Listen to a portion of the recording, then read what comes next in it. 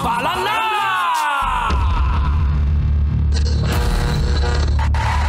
Ang tambalang kumikinang. Coliala and Diego Bandido.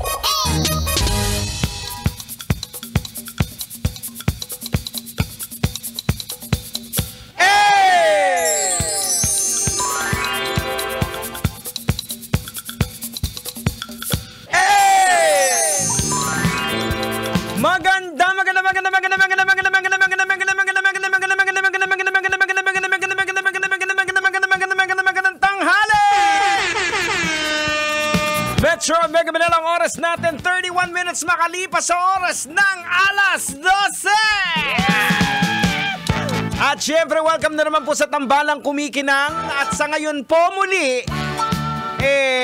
pansamantalang ang ating kumikinang ina ay iihi. Syempre, sa pangalan po ng kumikinang ina,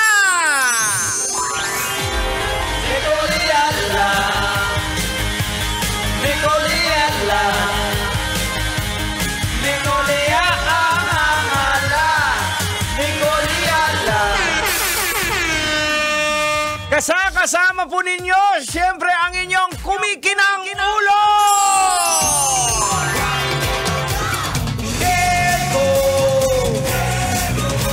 Diego! At dahil nga po, pansamantagal na iihi ang ating kumikinang ina, inimbitahan natin si Tang Henyo. Tang, magandang umaga at maraming salamat muli sa iyong pagpapaunlak dito sa ating tambalan. Ay, walang anuman, basta ikaw, kalbo. Grabe ka naman. Ay, eto na nga, mga kabisyo manong driver. Alam ko, hanggang ngayon, anuman ang, natin, Tang, di ba? Anuman yung gagawin natin na gusto nating makaiwas sa mga issue na maiinit ngayon. Pero, never tayong nahihiwalay sa mga issue kasi kahit saan ka pumunta, ito po ang usap-usapan. Oh no! Ang usapan sa Kawatan! Hoy! Tang! Ano ba yan, Tang? Ay, tungkol saan ba? Tungkol sa korupsyon. Ay, di ba pag may korupsyon, may ano? May kawatan. Ay, teka! Ang bihira naman, nilalagay mo sa alanganin, Tang, eto na nga lang, mga kabisyo. May nagtanong sa atin.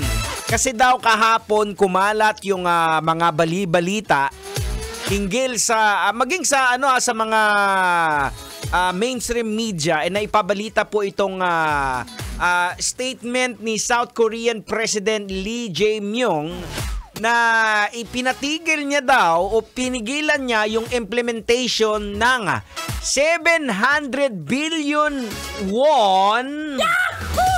Grabe, o 28.7 billion infrastructure loan sa Pilipinas dahil nga po sa napapabalitang potential for corruption. Oh no!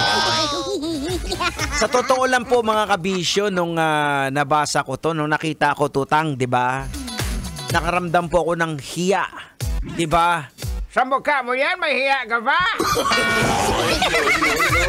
Tang naman! Siyempre, bilang Pilipino kasi, imaginein mo yung isang makapangyarihang bansa, itinigil ang supposed to be papautang sana o loan. Pero mga kabisyo, naglabas naman po ng statement ang DOF o Department of the Finance na wala daw umanong loan na nag-i-exist na ganon. Oh no! Ang tanong dito, Sinong nagsasabi at sinong nagsisinungaling? ay, wala kaming sinabi dyan.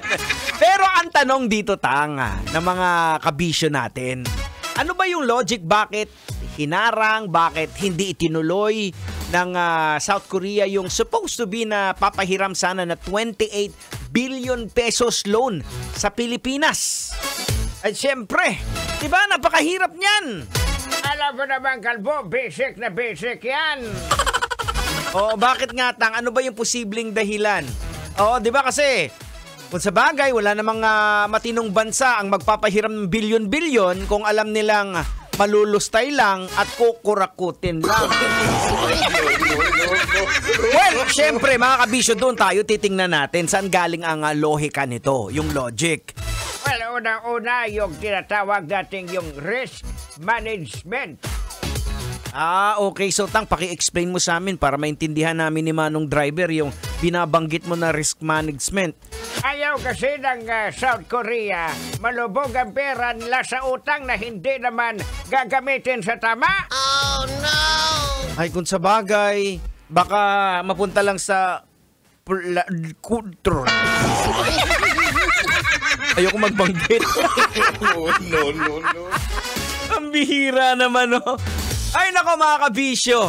Ito kasi mga kabisyo, tandaan nyo po trust, yung tiwala po is like a glass. Ay, diba?